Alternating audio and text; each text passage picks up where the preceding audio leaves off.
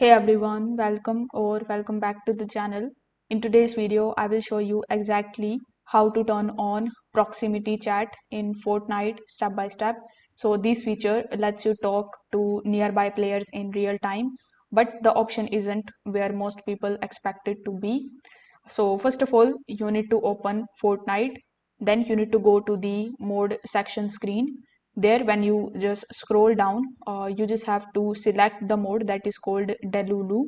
That is one that actually supports the proximity chat. So you can check this by reading the details section. So if you click over here and if you just scroll down here in the bottom, you will see that it has clearly mentioned here that this mode uses proximity chat. But selecting the mode alone isn't enough. You also need to change your voice settings.